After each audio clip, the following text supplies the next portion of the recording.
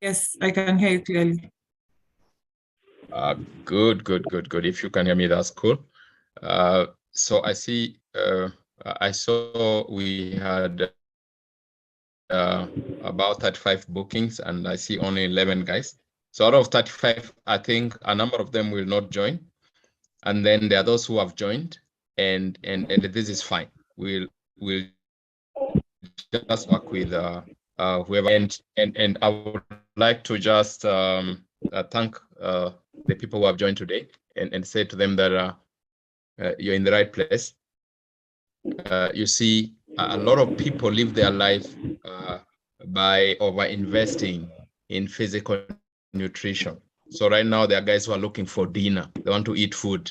They had breakfast. Some guys even had lunch. And physically, they are very healthy. But mentally, they are having rickets and the kwashiorkor because they don't have mental nutrition. So I congratulate those who are here because this is an opportunity to enhance your mental nutrition so that you are able to balance your physical health with the ability to be productive by having new ideas in your mind that can help you advance your career objectives. And this is the reason why people are encouraged to read every day, because you see, books actually are the trademark of civilization.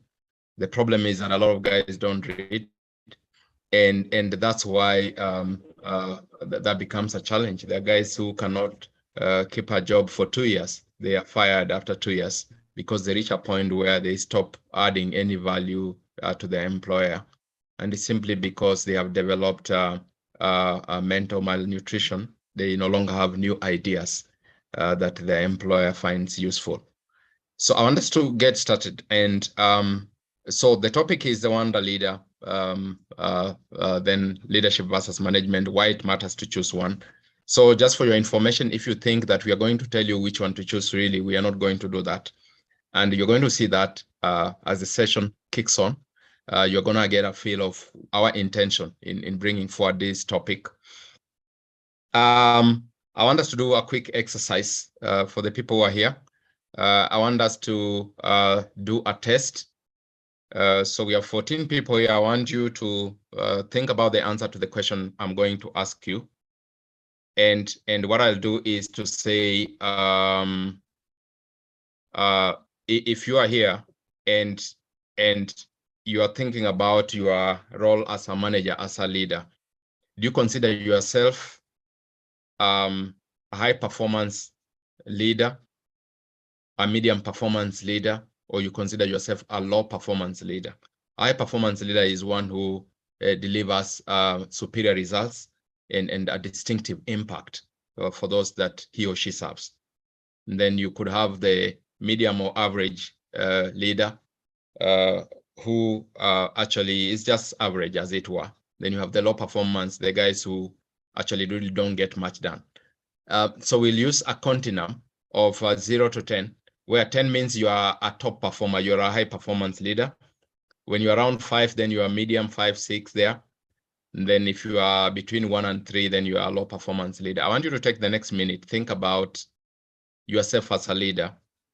How do you consider yourself? Do you think you're a high performance leader or a low performance leader? So I want you to do that, and I'll shortly go into the discussion to just illustrate what I'm trying to say to you. So let me block the next 1 minute for you to do the exercise.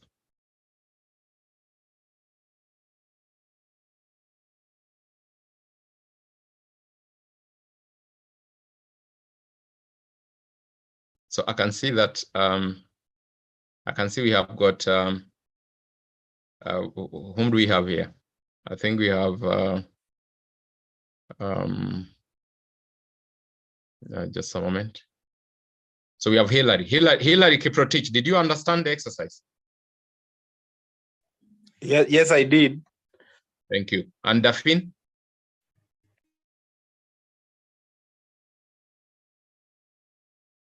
Oh, Dafin, can you hear me?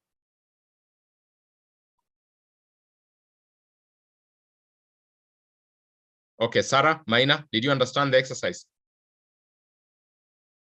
Yes, I did. Thank you so much.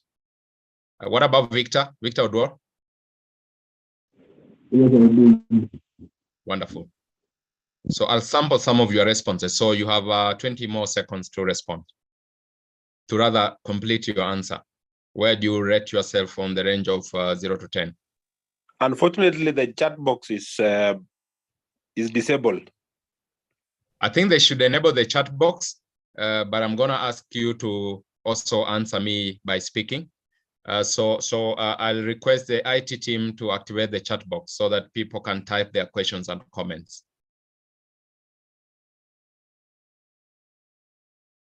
So anyone who is ready to tell us what they've found? Hilary, are you done?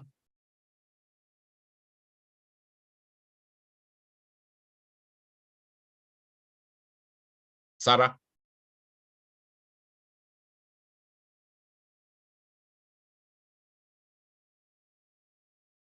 Hi, Sarah. No one is willing to answer this question. It's not a bad question. Maybe you'll get a job from Capabel, depending on how you answer, but don't lie to us. Victor, Odor? Oh, Sarah Maina, I can see your mic is active. Sarah, go for it, please. Good evening, everyone. Good evening. I think I belong to the first category, the high performer, but maybe I could give myself the range of between 6 to 8 there. Wonderful. So Sarah, can you give me one reason why you consider yourself in that range? I believe that from where I have been since high school, coming to campus, I think I've not perfected the leadership skills, maybe due to the limited opportunities. Yeah, I think the issue here is the availability of opportunities. I've not been able to raise myself to the bar, but if given the right channel, the right resources, I think I can perfect to 10. Okay, Sarah, that answer, you know, it's an answer like the one I had on TV the other day, when those guys were launching something in the US, saying that actually Kenya has launched a satellite into space. So I was wondering, but you're doing it in another country? Then I was told it's because of infrastructure. Then the guy who is talking, he was asked to say how Kenya will benefit from this particular launch. And he said, you know, when phase 1 is a success, then we can know that now we can go and launch phase 2. I was very disappointed. I was disappointed because even the media guy could not ask this guy proper questions, because he cannot tell us they'll measure the success by this first launch being successful. You should tell us how Kenyans will benefit from that thing being in space. So Sarah, let me take you to the last slide, because our job here is to help you become a great leader. So I'll go to this last slide. There's the first question. Sarah, can you read that question? Do you lead by title or example? Okay, I'll come and explain this later on in this training. But Sarah, I want you to give me examples of why you think you belong to number 7 to 8. What have you done before? Don't say it is in your mind. Tell me the things you have done. But if you want to think about it, just tell me you want to think about it, then you'll answer later on. Okay, let me think about an instance, a practical instance. Thank you. Guys who are here, when you go for interview, don't go tell the interviewer that I think I can be the best. You know me.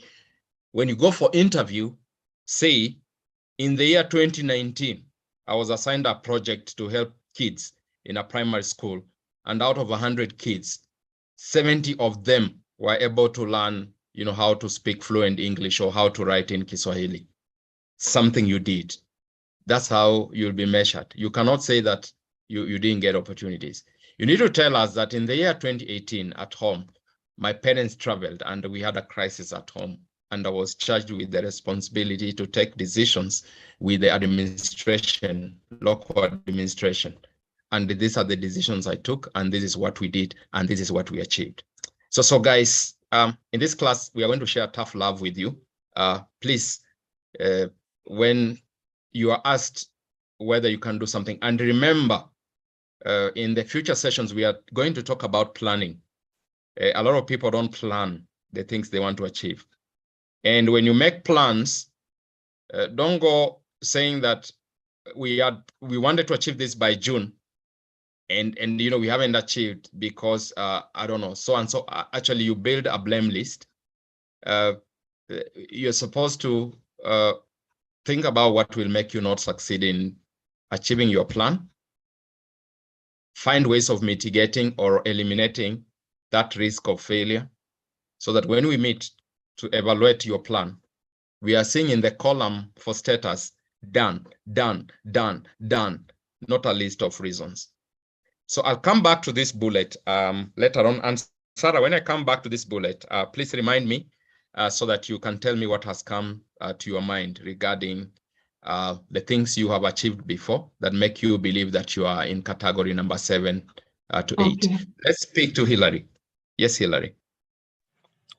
Thank you for the opportunity to speak into the question.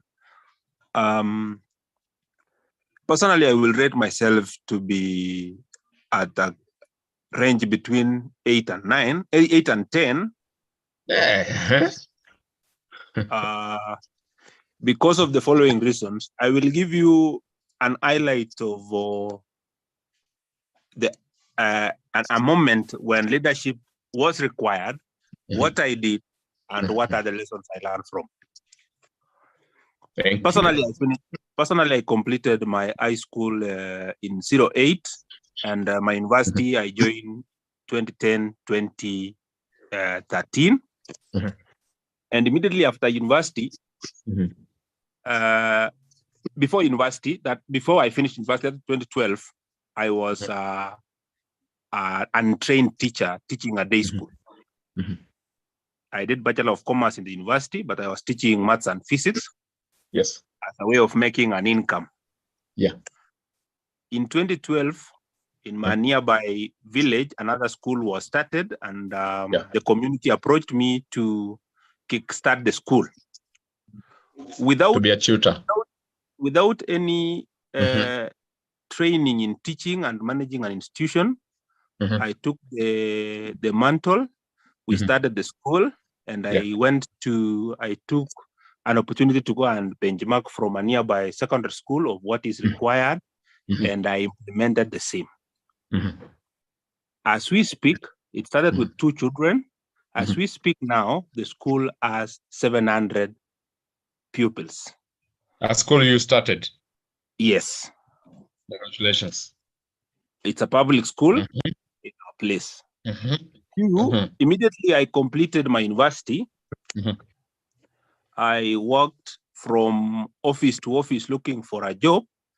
And lucky enough, I dropped a CV at Kenya Commercial Bank in our local branch in Nand Hills, a place called Nand Hills. There was no opportunity.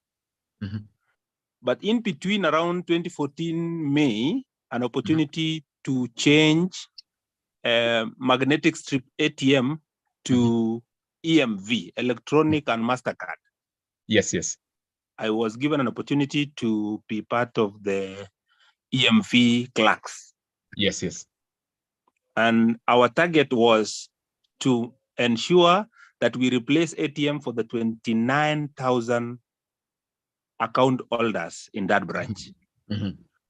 We were 6 of us, and we were just left to think of how to do it.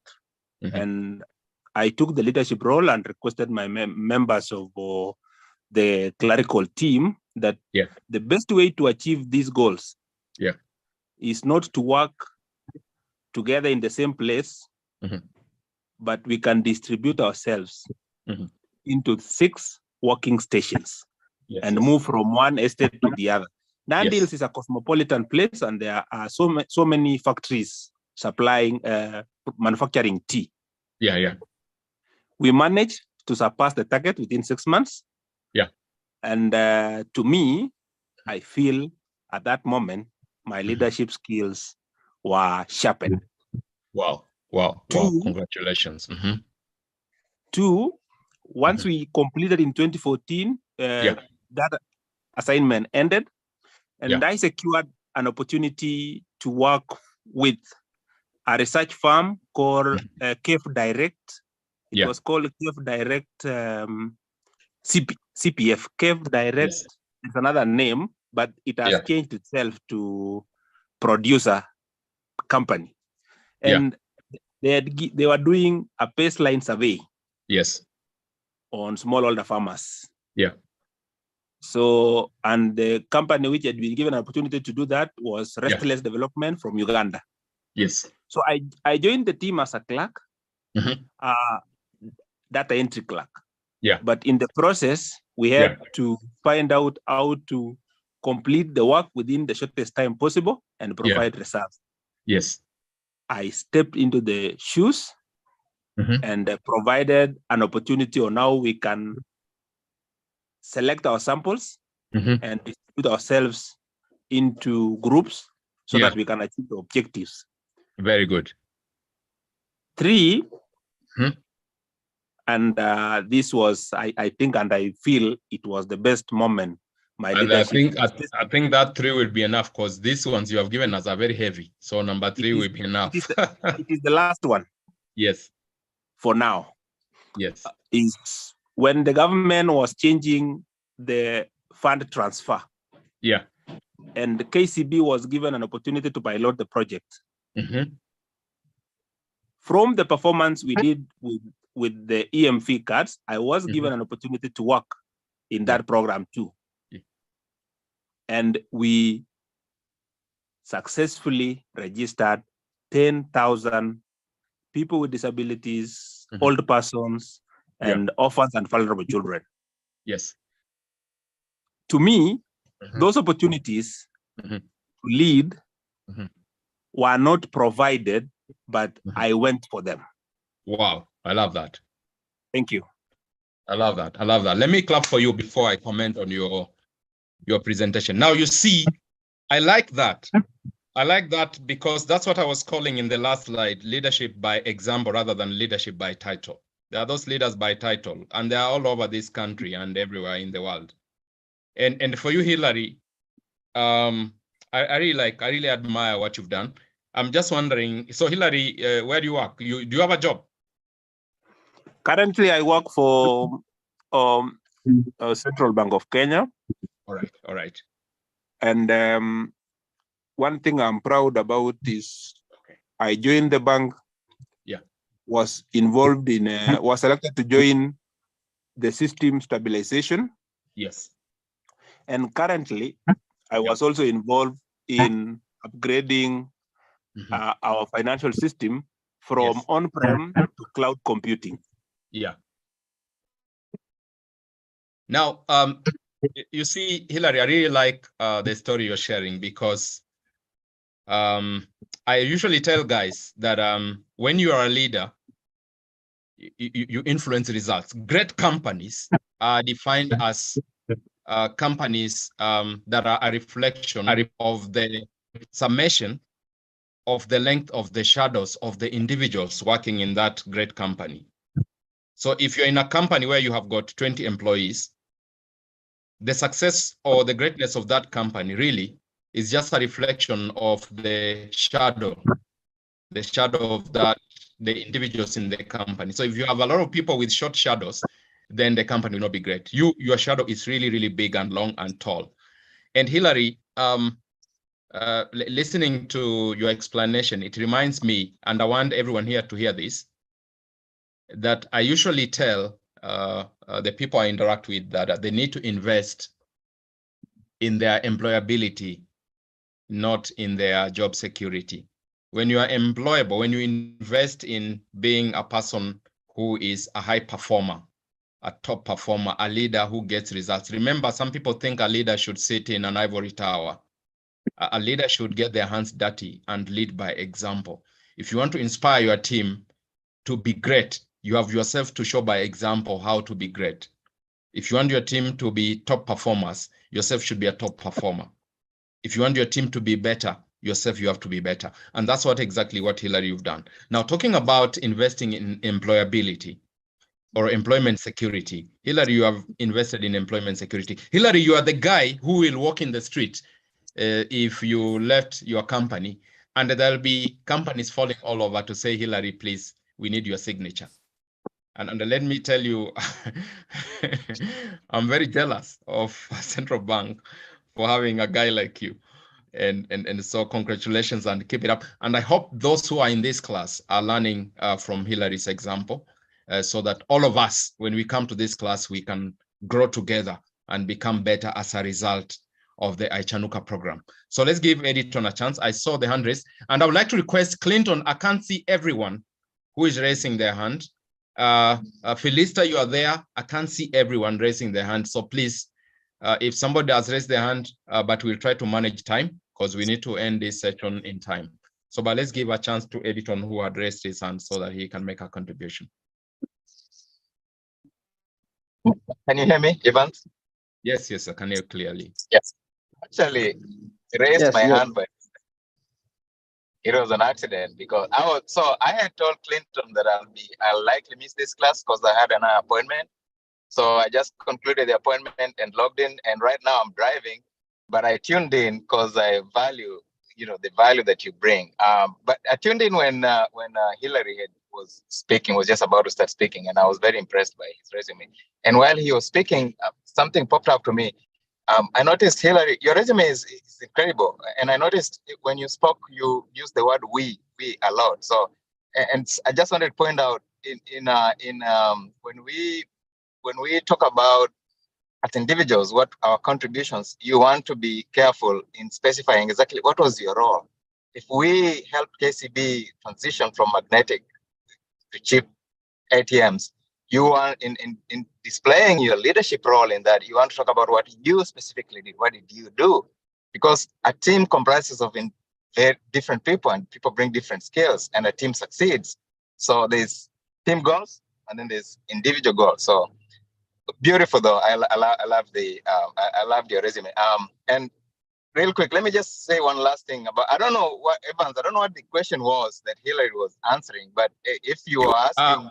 The question, let me repeat for those who joined later. The question was, we build a spectrum, a continuum from 1 to 10, where we say that to the far extent of number 10, we are calling those as high-performing leaders. And then those who are 1 to 3, low-performing, around 5 to 6, medium. And we are asking the delegates here to place themselves on that continuum. And Hillary placed himself at 8 to 10. And actually what he has told us actually matches that particular selection. Okay, understood. So you want me to rate myself as a leader? I think I'm an exceptional leader. I'd give myself a 10 because of my level of confidence. And the reason why I think I'm an exceptional leader is because a leader is a person who inspires others. And leadership does not necessarily depend on a position, right? So although you need position to make things work, but as a leader, if you're not a leader and you're put in a position, you're going to fail. So if you're in a position and you can influence people to action, and let me put it this way, if people can follow you when they have the power not to, the power, not the word is the power, not the right. Rights can be ignored. Rights can be trampled on. You can have rights, but you may not be able to exercise those rights. But if you have the power, and by power, I mean if you are able to not follow, but you still follow, then that's a leader. Otherwise, it's just power, right? If you, I don't know if that resonates with everyone. So I have personally, in my experience, in my career, I've always been a leader because I'm always able to influence people. People are always able to follow me and they listen, and I use that as a metric all the way from the village growing up with my brother Evans. And I once told Evans is my brother, by the way, for those who don't know. I once told him, one day we are suffocating right now, but one day we are going to get out of this. And right now I'm 40, he's 48, and that has come to pass. So leadership all my life, I've been a student leader, and I'm one of the exceptional leaders who in school I was able to get along with students and teachers. As you know, student leaders never got along with the students in high school. I was able to bridge that divide. At university, I started a business Evans can tell you about that later because we don't have much time now. And I wrote a tuition program review book for students, high school students. I was able to get myself out of KCB and came to the US, and I work at Amazon. I have a team reporting to me. Some are even all the way in India, you know, away from the village. You have to be a leader for you to be trusted with that kind of responsibility. And so I treat myself that way. But if you are to take anything from my words today, be able to influence.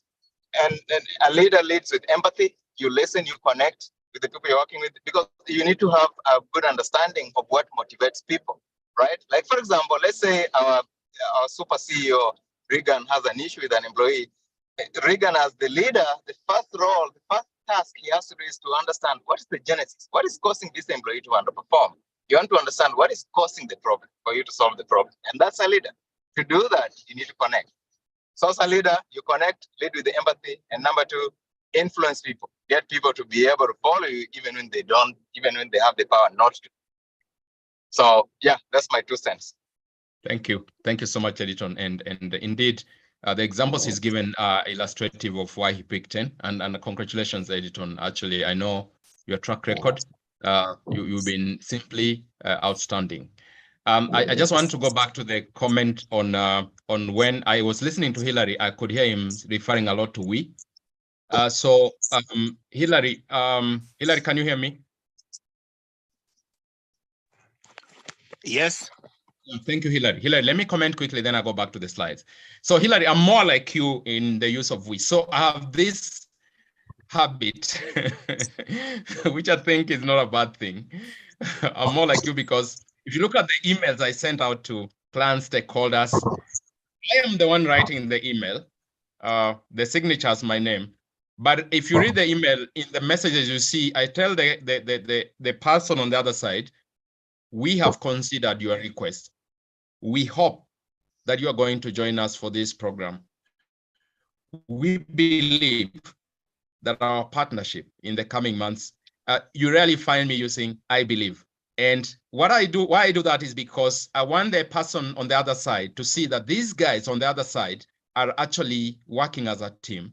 And that has a lot of power, I believe. But actually, there are actually different ways of doing things. It's for that reason that you find a business like Apple, they used a completely different business model compared to Microsoft, where Microsoft, they used an open system where their operating system is available on many, many different devices. The same open system Google used with Android. But then when you go to Apple, Apple actually backed that trend where they said our iOS will only operate on Apple gadgets. But you know, all these companies are spectacularly successful. So in short, what I'm saying is that there can be just so many ways to get things done. So I'd like to move and just now dive into the material. I hope, Hillary, you got me. Yes, I got you. I believe that's the context in which you are using we. Is that correct? Exactly. Thank you so much. Thank you so much, Hillary. So let's come here and just dive into this thing so that we complete this discussion. Then at the end, I'll request Clinton and Felista to help us coordinate the discussion, question and answer, and that kind of thing. And so what we are saying here, I was just saying earlier on that great companies are a product of leadership. And remember, if you get the people out of the great company, then the company collapses. And an organization that is great really is just a reflection of the length of the shadows of the individuals that work in that organization. And because without those people, then you are not going to have a culture for that organization. Remember, a culture of an organization being the collective personality of the organization. But that collective personality really is a consolidation of the individual personalities of the people working for the organization.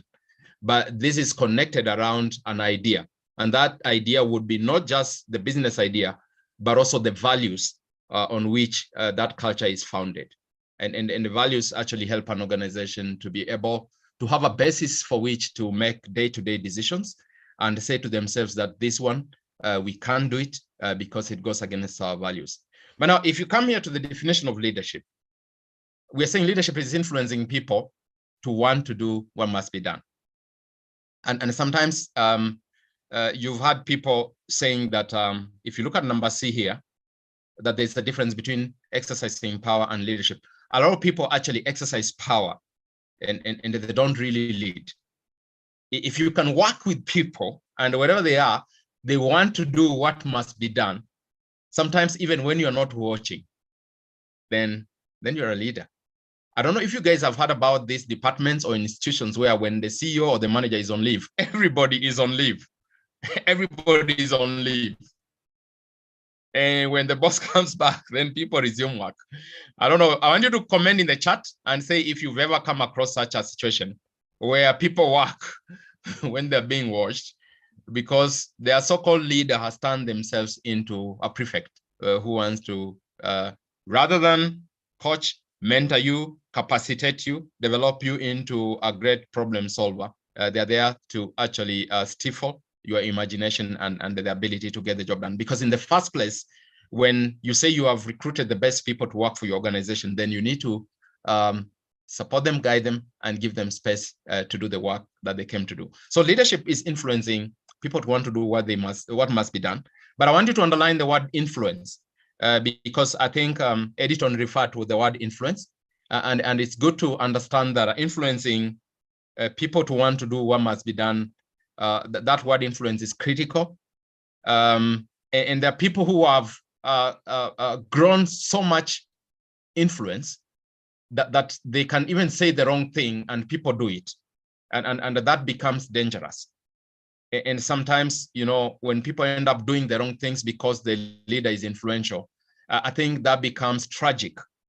And for example, if you guys have considered, it is said that it's better to be fanatically right about something important than to be fanatically wrong about something important. Being fanatically right about something important is like these big companies that are innovating and everybody actually writes them off. So for example, the innovations companies like Amazon have developed, companies like Tesla, when Tesla was actually listing on the New York Stock Exchange, there are those investment analysts on New York who wrote opinions pieces dismissing Tesla as a failed project. But you know what happened later on? Because those guys at Tesla were actually fanatically right about something important, developing clean energy cars that do not emit, ozone depleting, gases. And I'll give you an example of the situations where human beings are fanatically wrong about something important. Remember, Galileo was killed for saying that the world is round, and it was killed by guys, leaders in the church. And they actually apologized later on. And when you find people being so fanatical and being fanatically wrong about something important like that, the idea that you actually the world is not flat, it's actually round, and that's why we have day and night. And the guy got killed for it. That borders on dogmatism, and we even see this in religion, where there are people who are fanatically wrong about human health, where they tell their followers that don't go to church, just pray and you're going to heal. That's being fanatically wrong about something important, human life. And so when we say influence, you need to be careful, because your influence may be built on a ladder that is leaning on the wrong wall. And so I'll just pause there for a moment and look at what else is in this slide. So really, leadership isn't getting people to do what must be done, because this is very common. Guys don't just have the time to lead by example, to show compassion to the people they are leading. Compassion doesn't mean that you tolerate low standards. You need to be very clear about high standards. You need to be very clear about the values, right? But when you don't embrace good leadership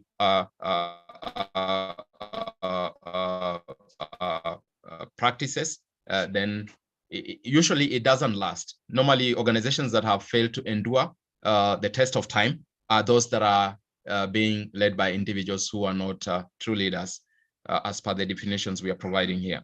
So I want you to take note of the fact that to improve others first, you must improve yourself. This is very important. If you're going to engage people and they respect you, you have got to be knowledgeable. And that's why you must read every day.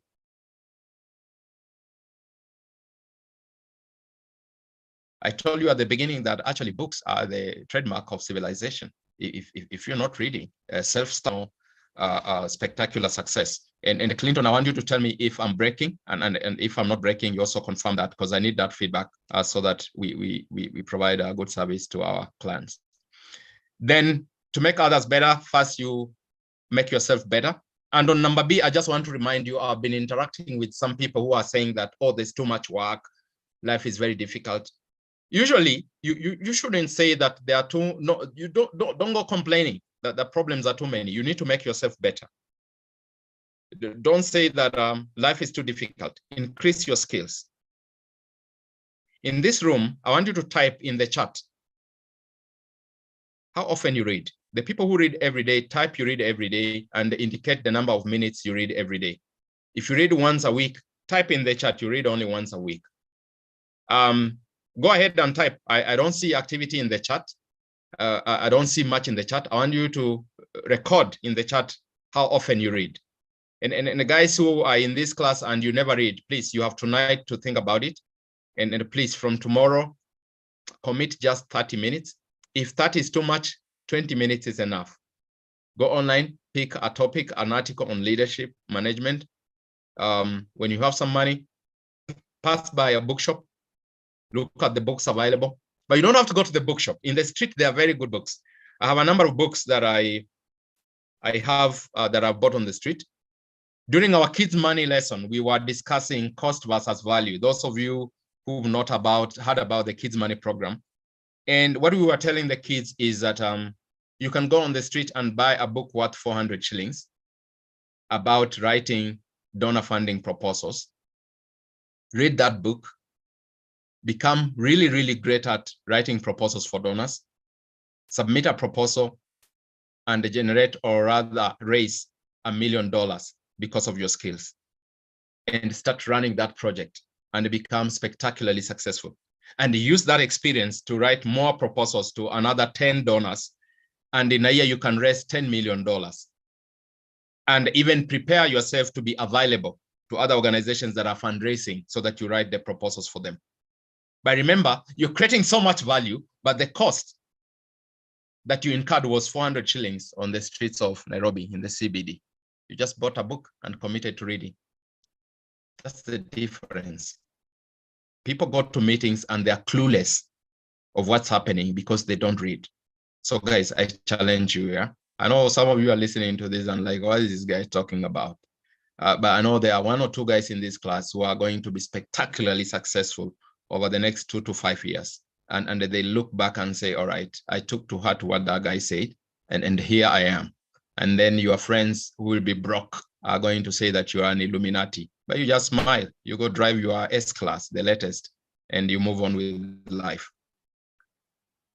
Then let's move to number D. Successful leadership is measured by what happens when the leader leaves. So you need to understand that we have the concept of succession. You need to be able to develop, think about what happens when you leave. And that's why you need to obsess with developing a team that can carry on without you. And then finally, I want to go to the next slide. And the next slide talks about the leadership function. And then subsequently, we'll talk about leadership style. And then how leadership function and leadership style result in the transformative leadership. Now, let me just say something about leadership function. Leadership function simply means, what is the function of a leader? What should a leader do? Now, all leaders without exception must fulfill that first part called leadership function. The leadership function is to catalyze commitment by a team to a compelling vision and rigorously pursue its implementation to raise the standards of performance and the results. It doesn't matter whether you are an introvert, whether you use consultation too much, whether you're too democratic. Every leader, regardless of your style, you have got, at the end of the day, be able to catalyze the commitment of your team to a compelling vision for your organization or for yourself, and vigorously pursue its implementation effectively and efficiently. Efficiency has to come in there because you have got to be economical with resources and apply your resources only on areas where there'll be impact. So often I ask guys, okay, you want us to do this activity. Can you just describe for me the size of the opportunity in this activity relative to our vision and mission? Because some of the things that people want you to do as an organization are completely irrelevant to what you are trying to achieve. So ask people, when guys drop some ideas, I'm not saying you block innovation. When you ask those questions, maybe this person will tell you something you have not understood. Your job is to listen. Your job is to listen. You'll discover something maybe, but the other person may also realize, oh, we have other things we need to be doing because now we are digressing. Because sometimes success is your ability to say no to opportunities that don't align with what you're doing. Because life is too short. The time you have in life is finite. But the things that are available to be done in life are infinite. There is not enough time to do everything in your life, but there's enough time to do only the important things in your life. You need to know that, guys. You can't be everywhere. You have to be very clear and, draw the line and say that these are the important things in my life, and this is where my limited time will be spent. Don't put yourself in every place. Please don't forget this, what I'm telling you. So what is the leadership function? Leadership function is cross-cutting. It doesn't matter who you are, whether you are a CEO, whether you are a departmental head, whether you are a president of a country, a prime minister, it doesn't matter. The leadership function is to catalyze commitment by your organization, by your team, to a compelling vision. And some people normally asking me, what is a compelling vision? And if you ask me, maybe I'll try to answer you that question at some point, but let me carry on. So I'm going to talk about the leadership function, then we'll talk about the leadership style, where we are going to look at some of the elements. So leadership style has two parts to it. The first part are the features of a good leader.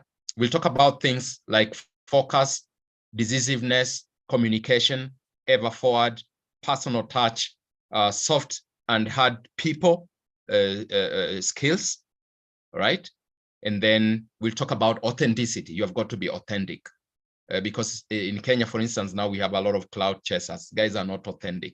They're doing something weird just to, gain visibility and, likes on their social media accounts. Authenticity disappeared a few years back.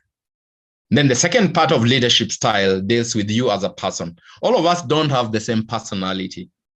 There's some people who are actually very introverted, but spectacularly successful as leaders. Just the fact that somebody has come to an interview and they don't talk much, you don't dismiss that person as not the person you are looking for. The guys who come to your interview and talk loud because they are extroverted to some extent.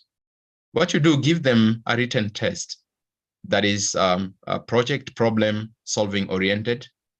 And you are shocked to find that actually the introverted guy has given you superior answers. And those of you here who are going to be involved in interviewing, encourage yourself to be giving written tests because they bring out how an individual thinks. There's some guys who are very good at talking because their personality and DNA is naturally encoded for talking, right? But that doesn't make them great leaders. But also there are people who are very good at talking who are amazing leaders. I have to say that to you, amazing. They've delivered spectacular results. Look at a guy like Mark Zuckerberg and Jeff Bezos. They don't talk too much. They talk only when they are prompted by media or there's an issue. They're quiet, but look how successful these guys are. Behind the scenes, the achievements are just, just mind-boggling. Then there's a guy like Elon Musk who talks a lot, yeah? That guy, he'll not let any opportunity pass. But then again, he's successful as an entrepreneur because entrepreneurship also is an example of leadership, because you're able to lead a team to solve a problem using the startup model, because no one can do anything alone. You have got to bring domain experts together, and then you guys work in a startup, you have a shared objective, and then you deliver solutions that transform people's lives. So let's go to the leadership function very quickly. So what is the leadership function? I've already defined this. And this is a mandatory requirement for all leaders, regardless of your style. Every leader should be able to catalyze the team's commitment to a compelling vision and vigorously pursue its efficient and effective actualization. Okay, I've avoided the word achievement. I prefer to say actualization because we want to see it, thereby raising the standards of performance or results. Now, there are people who normally confuse performance for results. Performance is not the same as results. You can perform and not get any result. I've seen in the Premier League, there are teams who perform better in terms of ball possession and passing, but they get beaten by the guys who defend. So the results go in the opposite direction. And in life, you will find that in my school, there were guys who used to wake up at 4 a.m., but they were always number last in the class. So you could see they were really performing because they're spending long hours studying. But you would wonder how come this guy doesn't score very well, yet he's always reading. So you can perform and fail to deliver the results. Kiprotich, do you know what I'm saying is true?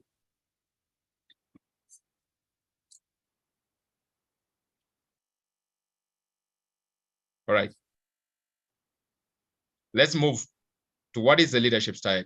So we have elements of leadership style. I'm going to discuss this in the next slide. Those 7 elements, including what I was calling, authenticity, focus, decisiveness, personal touch in doing things, hard and soft people skills, communication, ever forward, 7 of them. We'll talk about them now. That will be like the second last slide for tonight. And then we'll close by mentioning personality. Some people are charismatic, extroverted, introverted. Your personality doesn't matter as long as you deliver on the leadership function and the 7 elements of good leadership. So let's look at the elements. So we have authenticity. You have got to be authentic. What do you do? What you do is more important than what you say. Live the corporate values. We were talking earlier on, you need to lead by example, not by title and words. We see a lot of behavior where people say we do this, but they don't do it. They actually end up doing the opposite. You need to be authentic. And if you want to make people trust you, they need to feel that it is you. Don't be a pretender. People pretend to be what they are not. And I gave a very simplistic example of social media, where you find that somebody has used those tools that are available on Instagram to really pimp their looks and to show how they are living in posh and this cozy suburb. But then when you check it, what they're trying to do is trying to be something they're not. Instead of going out there and grinding and trying to get things there. But if you come to corporations, you find that you have a head of department, a manager, who says that actually we need to be ethical, but behind the scenes, they're the ones who are cutting deals, and engaging in corrupt activities that are actually tainting the image of the organization. So good leaders have got to be authentic. Focus. When you lack focus, usually you lose. Lack of focus is the most dangerous thing you can have as a leader, as a person, as an organization. You need to have focus. Focus in everything you do. For instance, the people, we'll look at this later on in the slides, who cannot focus on the work they are doing. So on your list, you say that you want to complete the report for the month, but you can't stop looking at social media, picking calls. You're even supposed to shut down that phone for a full hour so that you can focus and get the job done. But at a corporate level, in terms of strategy, you've defined the things you're trying to achieve, and you have these guys knocking on your door telling you that this is the new direction we need to go. And you keep moving like what they normally call the rolling stone that never gathers moss. In the management literature, there's something they call the shiny ball syndrome, and a lot of people suffer from it. They start something, a good project, and before they even go 15% into this project, somebody comes with something more shiny.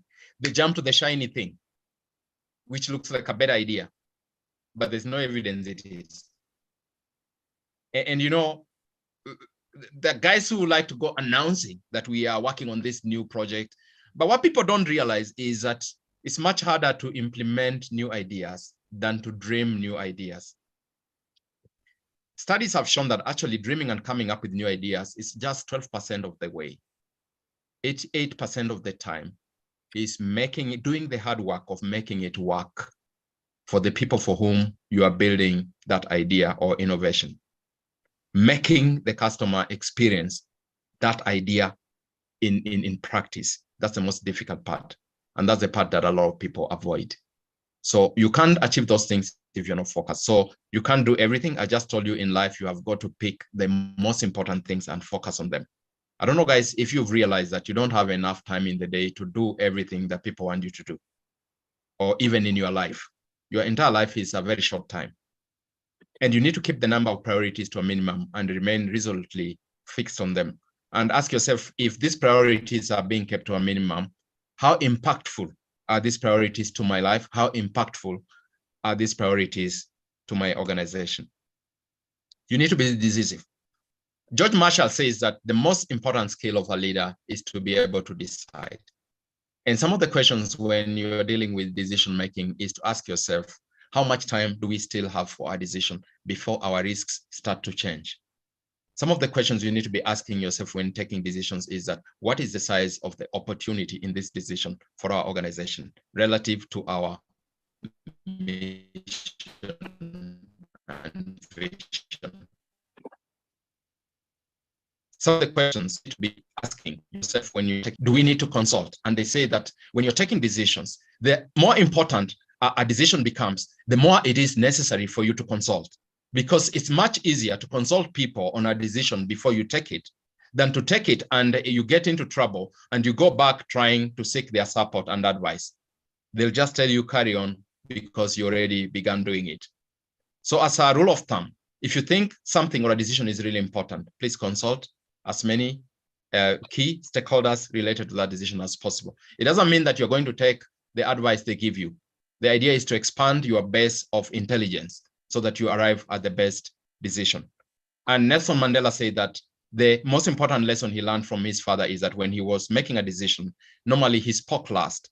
He let all people speak, he would take the notes, and then he speaks last and comes out with the best decision because now he had all the intelligence that he needed. So the right decision made in the wrong time frame is a bad decision. It is better to be right than to be consistent. And they say that the most successful organizations, the most successful people are not that those that make the right decisions. It is those that write their decisions. You have got to write your decisions. And writing your decisions just means that you understand that as you go forward, you need to course correct, right? You can't say that we are being consistent. If circumstances are changing, good strategies allow for change so that you course correct and find the right fit of solutions for your customers and your clients. Good leaders have got what we call personal touch. Now, personal touch just simply means that you need to be involved and people need to feel that you are human. So trust your people, but do not be detached or removed, distant or uninvolved. And this is really, really important. It doesn't mean you micromanage them. It means you check in on them, how you're doing, congratulations. Remember, one of the biggest sources of motivation for your team is actually giving them challenges to work on so that they can feel that they accomplished something or they are able to achieve something. And after they achieve that thing, you need to follow that up with recognition and say that, look, you've done really well. But also when they are messing and you notice a pattern of messing with work or failing to meet the standards, you also need to have a conversation with them and share some tough love and tell your people that, look here, we have set the bar for this role at this level, but we have noticed that there's an issue because there's a gap between where the bar is set and your performance. And we would like to discuss how we can close that gap so that you meet the targets that we've set at the level that you should or exceed that level. And we are going to have a timetable to work with you because we support you to be successful. So you need to have that personal touch. It doesn't mean that when your team are doing the wrong things, you keep quiet. You need to have a way of examining the events that are going wrong, not attacking the person, examining the events that are going wrong and discussing those events that are going wrong and offering support or help so that they can be able to achieve what needs to be achieved. And personal touch is not micromanagement. A micromanager doesn't trust his people. They seek control every single detail and every decision. They believe only they can make the right choices. And by the way, I always tell guys, myself here, as Evans, I really love to work for great leaders, and I don't want to work for everybody. I would resign really fast if I have the wrong boss, especially a micromanager. If I work for a micromanager, I quit because you cannot hire me and micromanage me. And it's the same thing. A lot of people leave their jobs because they're not leaving the company, they're not leaving the computer, they're not leaving the boardroom, they're not even leaving the laptop. If they didn't get a more paying job, most of the time, people are actually running away from another person. There's somebody just frustrating them. Then good leaders have hard and soft people skills. You need to hold people to incredibly high standards of performance. And I was talking about this earlier. Standards of performance should be high, but not rigid. You need to be able to adjust them to meet a certain level, but they must remain really high. Of course, the values standards have got to be rigid and very high. You should not condone behaviors that go against your corporate values as defined in your various documents, including your strategic plan and the code of conduct. And we are saying that hold people to incredibly high standards of performance, yet the leaders who are good go to great lengths to build people up, make them feel good about themselves. So when people are doing really well, you need to give back some love and tell them, congratulations, you're doing well. I really like what you're doing. Keep it up. We want you to continue this way. Human beings have the capacity to be inspired to become great. But also, you can also offer feedback when standards are not being met, and you do it professionally, the way I described earlier on. And you do so by not attacking the person, but examining the event or the issue that is going wrong. And in that way, then that's how you test yourself as a leader. We have a lot of weak leaders in some organizations who actually conclude and attack a person. You know, you're stupid, you're incompetent. That's not the right way to go about it. You need to highlight the event that went wrong and find out if the event could have been done better and why it was done in the way that it was done. Then second last, effective communication. You have got to be an effective communicator. I read an article in the Harvard Business Review that was saying that if you're a leader, then you have got 3 primary responsibilities. Number 1 is communication, number 2 is communication, and number 3 is communication. You have got to stimulate constant communication up in your team, down, sideways, within the group, to individual staff, company-wide, written, oral, formal, informal communication. You can actually extend this list any way you want. But remember, you cannot be doing things and you're the only one who knows about them. You've got to continuously communicate every single day, whether you're using social media to speak to your broader public, whether you're writing emails specifically to some of your stakeholders, whether you are preparing updates to your board or committees, whether you are writing to your staff to discuss whatever it is that's happening in your organization. You've got to be good at communication, following some of the examples that are provided in item number 6. And finally, ever forward. No matter what, you have got always to take the posture of embracing progress and going forward. You must never stop learning, because one day, you guys who are here, you realize when you turn 50 or 60 years old, you realize that your time is running out. And you start to sense that you're going to have some regrets. And you start racing against time, wondering, what can I do to have an impact in my life? How will I measure my life? What can I do to make a difference before my time is over? And it's better you start right now by embracing some of the good practices that we've discussed in this class. Because if you do so, not only will you be happier. In fact, I told you earlier on, you need to embrace reading every day. Let me tell you something, that there are 2 things that bring happiness to your life. One is exercise. If you just walk for 30 minutes every day, and after you walk, you take a book and read for 20 minutes, you'll be really happy. I want you to try tomorrow. If you've been stressed, reason I've just told you. Recently, I was taking a walk with his senior doctor at MPSHA. So we just, and so I tell the doctor, look, yeah, I hear that walking is really good for the health. And the doctor tells me that, look, if you want to be successful in life, you need to exercise on a daily basis, because what exercise does to your body is that he talks about something called endorphins. So what it does, it diffuses the tension and toxins in your body burned. And then he told me that exercise is a natural painkiller. And then he told me that when you're done with exercise, you are even much healthier. And what happens when you start working is that your body is optimized and you produce the best work. And I can't forget that conversation with that doctor. And I just want to tell you that I believe that exercising is good. But last week when I talked to this doctor, a stranger, but now we are kind of buddies because we are talking about health and life through WhatsApp chats that we are exchanging. I realized that you need to take care of yourself, not just in terms of reading. You have also to take care of your health. Remember, Jesus once said in the Bible that the spirit was willing, but the body was weak. Those of you who read the Bible, you remember that. The body is weak because even for you every day, because you are not fit, you're not healthy. You've heard about those guys who feed their dog better than themselves. They put their horse on a balanced diet, but if you look at the guy, he looks like he's going to die next week.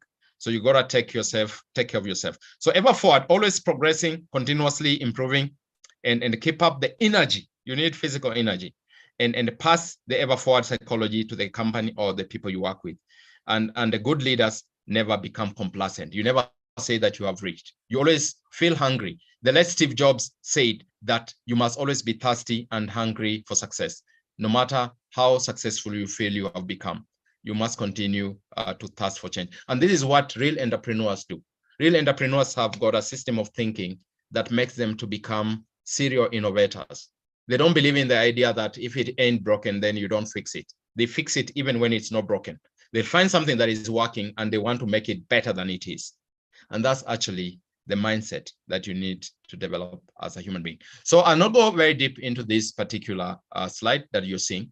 And Clinton, you can confirm if you are seeing the leadership levels. Is that correct? Yes, I can see the leadership levels.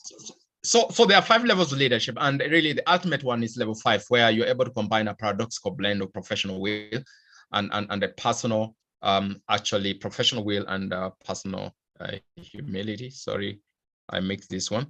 Actually, there's a shortage of humility in Kenya. It's very rare to find people, especially in Nairobi, who are polite and have humility, especially those who look successful, those who have a degree or 2, and those who have some money in the bank account. They don't respect people. And, you know, I read some books where the CEO of Amazon was saying that he was taught by his parents that it's much easier to be clever and smart because that's something that God gifted you than to be kind, because kindness is a choice. You have to choose to be kind. And I see guys even fighting in traffic, not giving each other way. I've done those things myself before, but nowadays I try to let the guy who is trying to get in to just get in, because I realize that actually I'll still get where I'm going. So being kind actually is really difficult. Having humility is difficult, especially if you think you're successful. And you have got these guys who in your company who tell you that, you know who I am, you know, I'm the boss. Yeah. If I say it, we do it because I have said. Not realizing that really Darwin's theory says that actually it's the fittest species that are going to survive. Similarly, in organizations, if you're a good leader, you should allow the fittest ideas to proceed. And those fittest ideas should be driven not by position or influence or politics or power, but the best ideas should be selected on the basis of facts, truth, evidence, and logic, if you can hear what I'm saying. And so level 5 leaders have a paradoxical blend of professional will. If they are accountants, doctors, if he's a preacher, he is the best. But also they have personal humility. Personal humility means that when the company fails, what they do is that when you ask them what happened, normally they take responsibility.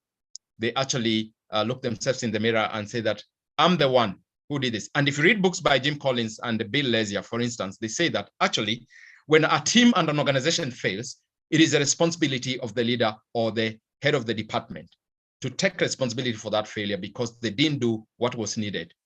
And if you read the slide that we just covered, if you do those things, then you'll understand that you can't go blaming your team when you saw them failing and you did nothing about it. The problem is that there are some organizations that are very dysfunctional to a level where signaling that you are doing some work actually can get you career advancement than actually getting the actual work done. And if you find you are in such an organization, if really you find a job somewhere else, then you need to quit.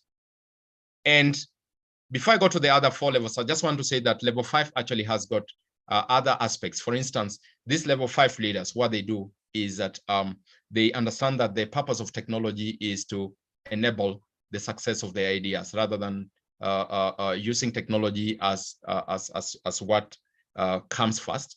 You have got to have the idea and the innovation, then you say, how do we automate? And then level 5 leaders say that, all right, what is our hedgehog formula?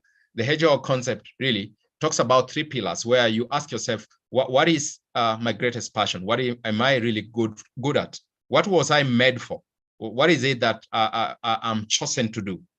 And you know, there are people who have talents and you can't even compete with them because they are genetically encoded for those things.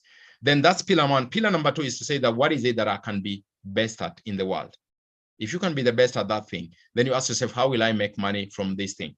If you combine the economic aspect of making money, and that making money means that you are creating value for people and people are willing to pay for those services. If you combine your ability to create value through what you can be best at and what is your passion, if you figure out that formula, then you are unstoppable. And level 5 leaders are able actually to do that. And then they believe in the fact that they'll always overcome obstacles, and we call it the Stockdale paradox. And no matter the circumstance, they know that they'll prevail in the end. And they also believe in what we call the flywheel, where they bring together all these things they do every day, and cumulatively these things make them build an organization that is so influential, so impactful, so high results oriented, that is very difficult to compete with that type of organization. And level 5 leaders also have got level 1 skills, which are individual skills. When you have somebody who has just graduated, usually you look at their individual skills, their education, and how those skills actually could help your organization succeed. Then level 2 skills, that these individual skills that this person displays, he can use them or she can use them to fit in a team environment and contribute to the success of a team. And when somebody is able to contribute to the success of a team, and then rises to a level where they can manage a department. And if you remember the management functions, directing, leading, staffing, use of technology, name it. If a manager, by definition, is someone who is able to manage resources, financial and otherwise, to achieve a preset objective in your strategic plan in an efficient and effective way, then that person is a good manager, and that's a leadership level. Management skills is a form of leadership because you are able to contribute to the realization of results. You are able to make people to want to do what must be done. Then finally, level 4, these are effective leaders. Now, if you want to know an effective leader, it's the definition that we used in the leadership function. So if I go back, the leadership function is someone who is able to catalyze the team's commitment to a compelling vision and rigorously pursue its efficient and effective actualization, thereby raising the standards of performance or results. That's what we are calling the person who is at level 4. And if you bring all these 4 competencies and combine them with what I described, somebody who has got what we call level 5 ambition. And I think in future we'll have a chance to discuss the levels of leadership in a more comprehensive way, because today we did not have time to cover this in detail. Finally, I have some questions for you that I want you to ponder before I come back to the audience, so that we can get to see some of your questions and respond to some, and also to be guided by Clinton so that we can bring this session to an end. So one of the questions I want to ask you is that, do you lead by title or do you lead by example? Or should we lead by title or we should lead by example? The second question is, what are your top 2 personal life goals, and what are my top 2 or your top 2 career or work goals? Now, some people, when you ask them, what are your top 2 personal goals? They'll tell you, all right, I want to drive a nice car.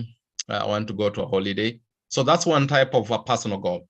There's another type of a personal goal that is impersonal. You have a personal goal that benefits other people. For instance, for me, one of my personal goals is to empower all young people in Africa to become better leaders through Aichanuka. One of my other personal goals as a person is to ensure that every child aged between 7 and 15 years old has access to affordable education about money, entrepreneurship, and investment. That's why we rolled out the Kids Money program that is growing faster than Aichanuka. It's the most popular program, and yet it's more expensive, because Kids Money, we are charging 1,250 per child per year, all right, for 23 lessons per year. And of course, the mathematicians will say that those are 23 lessons. And at Chanuka, we are charging 600 shillings per year for 11 lessons. And those are personal goals. We have another personal goal where I want every person going into retirement to have a good plan so that they don't become poor and die in distress. And that's why we unveiled the Retire Well program. Those are my personal goals that are impersonal, because I'm doing these things so that other people can benefit. And you can choose to have personal goals that are personal to you, like the examples I gave. But the good thing with doing impersonal personal goals is that if a product like Aichanuka succeeds, so I'll still get the car that I'm looking for, guys. If Kids Money succeeds, I still buy the car, and yet I'm helping somebody else to be successful. So you need to think about these things in that manner. Then I want you to think about career goals or work-related goals, because where you work, you can't be there doing lip service. You need to do work that helps your employer or your company to achieve its vision and mission. And we need to be honest so that you don't draw a salary by just walking around in the organization. You need to deliver results the way Hillary explained to us earlier on at the beginning. Then the third question is, are you owning your calendar or your calendar is owning you? There are guys who actually wake up and they're on social media. 2 hours later, they go on the emails reacting to what people are telling them to do. They don't have a list of 2 major things they must achieve in the day. So you find a lot of guys, they don't run their days run them. So at 5 p.m. they're tired, they are not inspired at all, because they realize that the day has just gone and it is wasted. They had no impact at all, just reacting to the things other people are saying. My friend, you need to be very definite about what you want to do every day. If there's a report you needed to complete, that should be the first thing you're doing in the morning, regardless of whether your inbox is full or not. I look at emails from 1 to 3 p.m. Between 8 and 1, I do the work I've chosen to do. I do my reports. I do my stakeholder, solutions development. I prepare innovations for the clients. And then actually, like today, I've not looked at social media. I don't look at WhatsApp unless if you have something important, you give me a call. I've not looked at Twitter. I'm going to look at Twitter tonight at 10 p.m. just before I sleep to just see what has been trending and all that. But do it the way you want. You can actually balance, but I'm just warning you that please run your calendar. Don't let it run you. It is very bad when the tail wags the dog. Second last, would you work for a boss who is exactly like you? So I need to just change this. Would you work for a boss who is exactly like you? Look at yourself in the mirror. For instance, do you think you're happy with the way you do your work? And if you are your own boss, would you be happy working for you? Then would you hire someone who works exactly like you? If you are interviewing, do you think you are the guy who would work for that company if you are hiring? Of course, you think you'll be biased and say, yeah, it's you. But then I want you to think deeper and look at the lessons that we covered today and ask yourself whether you are the person. At that juncture, I'd like to just hand this program back to my colleagues. You guys, Felista and Clinton, you can scan through the questions and then we hear if there's a comment from anyone, and then we'll bring this session to a close. Thank you very much for listening. Thank you so much, FCPA, for such a wonderful presentation. Yes, it's that moment now we start having our questions trickling in, or even comments. You can raise your hand. Yes, I can see Editon, your hand is up. Yes, kindly unmute and proceed, sir.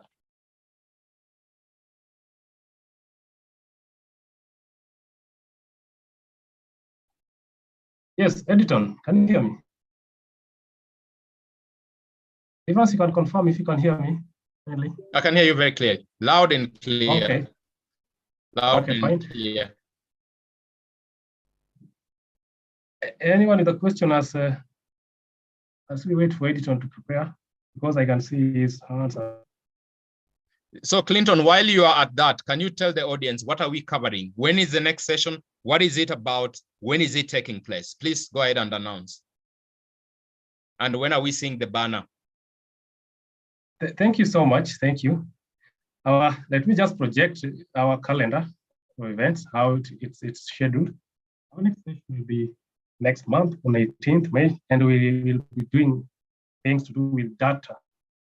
And to be specific, the topic will be get smarter data analytics strategy for your business. When is the Right date? now, we know everything runs with data, and we depend on data.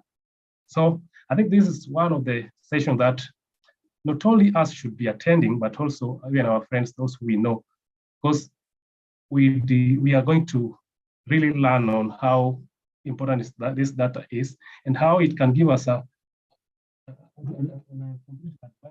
over our competitors, even as we aspire to be leaders in our own businesses and any other fields. Yeah, Clinton, let me interrupt you just a bit, yeah? Okay, fine, proceed. Yeah, I just want to say, I want the audience to understand that the reason why Ichanuka is focused on leadership, entrepreneurship, and technology and data analytics, it is because we believe that to succeed, you have got to be a great leader. You just listen to the session. It doesn't matter whether you're a farmer, a doctor, an engineer, a mechanic, a president, a prime minister, a permanent secretary, you need leadership skills. Regardless of the degree that you got at the university, you need entrepreneurial skills. Entrepreneurship, by definition, is a system of thinking to create dynamic solutions that help people to improve their lives. And you can do it for social or economic reasons. If it is for social reasons, then you can do entrepreneurship and get funded by donors or development partners. If you are doing those innovations for economic reasons, if you're doing for economic reasons, then what will happen is that you're going to charge a fee and earn a profit, like you have seen with the profit-oriented startups. So we're going to teach entrepreneurship to all of you. Remember, the job market is becoming a difficult one. The future is no longer what it used to be. Look at how unemployment is spiraling. And the question becomes, how do we prepare young people especially to become employers rather than people who are seeking employment? And we have got to teach you practical skills on entrepreneurship. That's the second pillar of Ichanuka. The third pillar of Ichanuka is technology. And when we say technology, we are not just talking about computing. Computers are important because they are actually the fulcrum for the most impactful ideas and innovations. But technology also means that your ability to come up with technical insights to solve problems differently. And remember, the word technology comes from the word technician or technical. And that's why technicians are the most employable people compared to those who hold 24 degrees, right? And so we'll talk about technology, including data analytics, artificial intelligence. In fact, we have a session coming up on artificial intelligence. We are trying to innovate the format for Ichanuka. Very soon, Clinton will be unveiling a debate format for one of our sessions that's coming up. We are going to have a panel here of 3 or 4 people who are debating against another panel of 3 or 4 on a controversial issue. So I think you've heard me, and I'd like to just hand the program back to Clinton.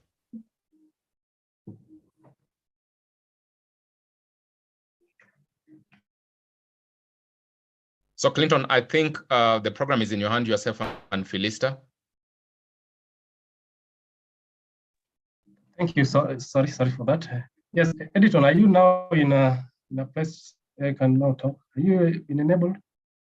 Sorry, you are not able to unmute. Yeah, there you go. Finally, okay, you let me say. Thank you. I wanted to say thank you to Evans for this presentation. And that last slide, the closing slide, I'm going straight to ask my team those questions. I'm going to tell them I strive to be the kind of manager I'd like to report to. And I'll want them to look at their job and to look at how they work and ask themselves, would you hire you? Would you hire you? That's incredible. Thank you for giving me that. That's wonderful. It's a good way to motivate people. And just one last thing to piggyback on a leader. So he Evans mentioned, no matter what position you are in, you are a leader. And this means leadership starts at the base of the company from entry-level positions. People in entry-level positions, they need to earn trust. They need to show bias for action. You need to think big. You need to invent and simplify in your processes. You need to deliver results. Doing all those things, that's what leaders do. So you are a leader, right? You're earning trust. You are influencing people by demonstrating superpowers in your role. Like if you're in an organization and you think you have a situation you need to resolve, you think about the first person that comes in your mind. That person is a leader because they're even influencing the way you think by the way they do their work. And then one last thing about communication. When you're communicating as a leader, you're communicating to your team, you're writing emails, even Salua to this, you want to say we, there's an ownership aspect there. There's a togetherness aspect. But when you are presenting your competencies as an individual, for example, in an interview situation, you're trying to demonstrate what you did, what was your role in what we did. Then you want to say what you actually did. What was your role on that project? What was your role? But in communication is so big. It's such a big deal. 80% of the success in any job depends on your ability to deal with people and communicate. No matter how competent you are on technical skills, your ability to communicate and the aspect of ownership, showing we is polite. We shows togetherness. We shows you are inclusive. So I just wanted to clarify that in case our participants misunderstood me and there's confusion on that aspect of why I was commenting on I and we. There's a distinction. So you want to understand the context and the space in which the way you communicate. All right. Thank you, sir. Thank you for having us, and thank you for a great presentation. Yeah, thank you so much. So I want to just hear some voices of people. I've never heard their voices. So let's take two comments. So I can see there is Jacinta Maina. Can you say something today?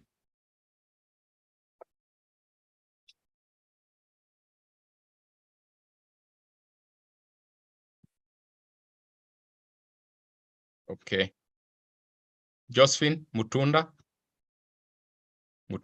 yeah.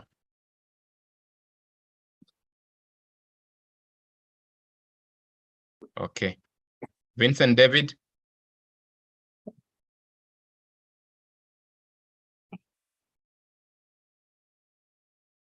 Oh, I see. Hello. Josephine, your mic is active. Yes, go ahead. Hello, can you hear me? Yes, you can. Okay. I can just say thank you for the good presentation. And okay, although I had many network issues, I've just learned a lot. Yeah, thank you so much. That's good. There's a friend of mine here called Maina. Sarah Maina or something. Sarah, are you still here?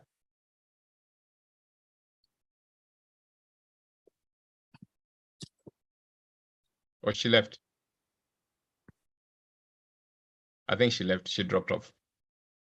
Yeah. So finally, Victor Odor, any words of encouragement before we close?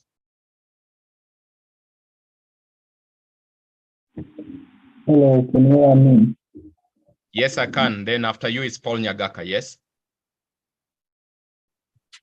Okay, mine is just to thank you for the nice presentation and giving us insights about leadership and management. Yeah, thank you. Thank you so much, Victor. Then Paul Nyagaka.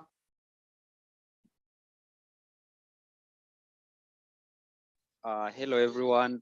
Thank you for the opportunity. First, can you hear me? Yes, we can. Okay, thank you so much. I'm a student from Kenyatta University, and I got the link from my friend through the status. And I'm so much encouraged in this because I'm taking also a leadership post at back at the university. And I think this is going to be very much instrumental in whatever I'm doing, because already I've learned a lot, so much. Thank you very much. And I really appreciate it. Thank you very much. Thank you so much, Paul. Paul, share with the rest because we have a class on data analytics coming up next in May, okay? Noted. Then, thank you. Thank you so much. So I encourage everyone, please spread the word so that your colleagues at work, friends, the network, let them benefit from this so that we can all lift each other, because these moments are important because we mentor and coach each other. So I'd like to maybe request Hillary any closing advice. You gave us a very good introduction. Then Clinton can close the session.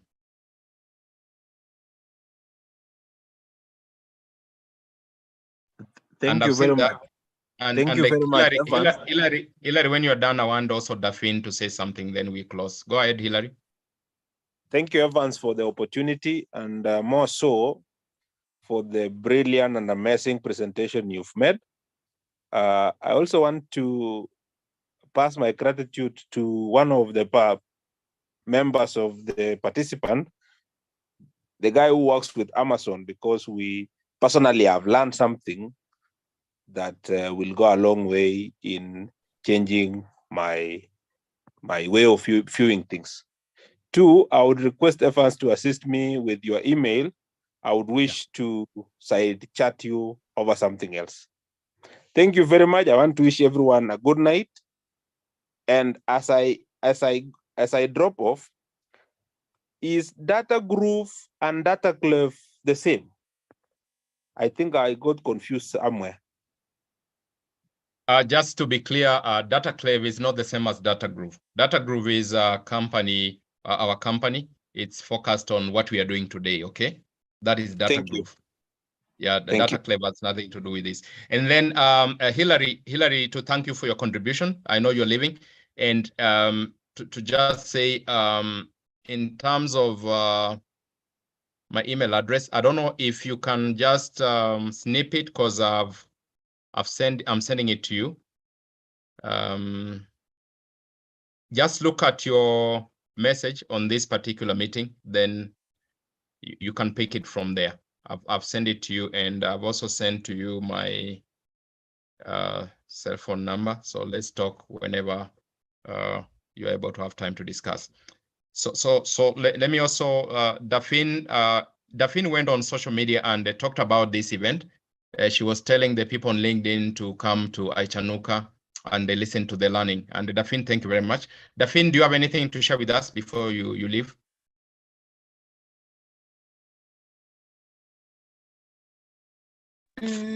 I have really gained as a leader, and I'm grateful for this opportunity. Actually, I was also invited by a friend, and I look forward to more of such sessions. Otherwise, thank you so much. So thank you so much. So Clinton, why can't we give Felista to close and pray for us? Then we call it a day. Yeah, sure. Yep. Thanks. Felista, if you can. Can you hear me?